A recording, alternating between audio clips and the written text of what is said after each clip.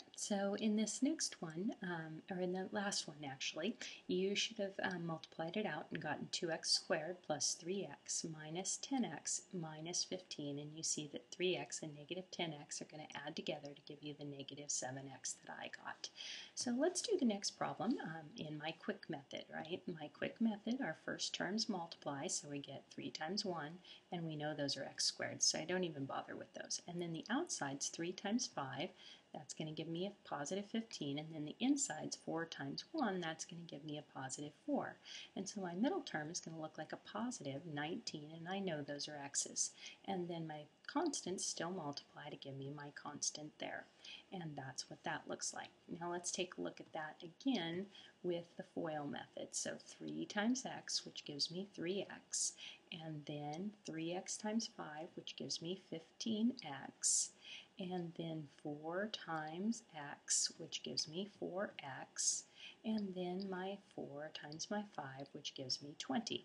And again, you see that these middle terms, right, are combining to give me the 19.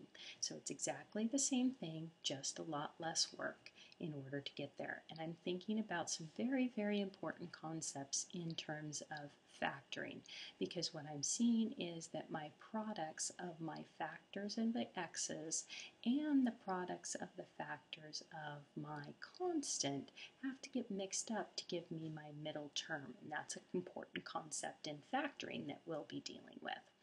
All right, now let's take a look at this next one. We have our 2x squared, and then my outside gives me a negative 8, and my inside gives me a negative 5, and so that's going to give me a negative 13, and I know those are x's. And then my last one's a negative times a negative gives me a positive, and that's a positive 20.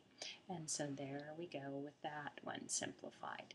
And our final one down here, part D, we have 2 times 1, which gives me a 2x squared, and then my outside 2 times 3, which is a positive 6, and inside negative 5 times positive 1, which is a negative 5, and 6 minus 5, which is a 1, it's a positive 1x, and then my last here multiply negative 15.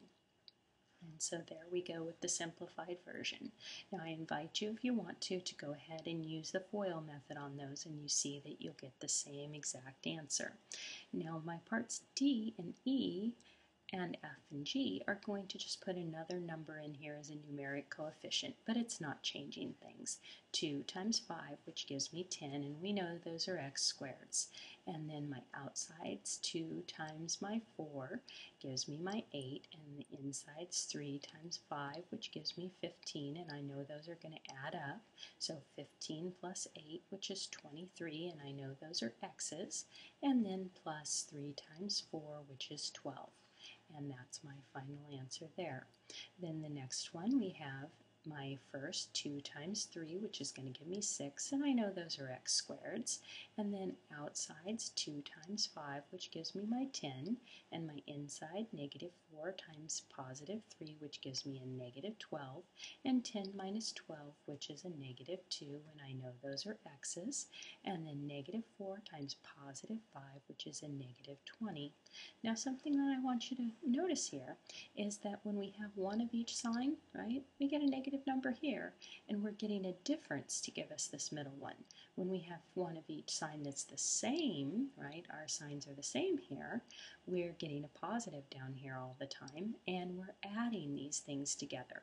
Let's go take a look at some of the other ones. See opposite signs here, we got a negative here, and we subtracted to get the middle term. Same signs here, we got a positive here, and we added to get the number here. That's also really important in factoring.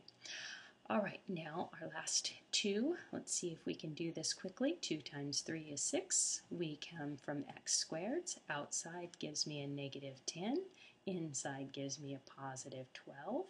And that's going to give me a positive 2x this time. And 4 times 5, it's a negative 20.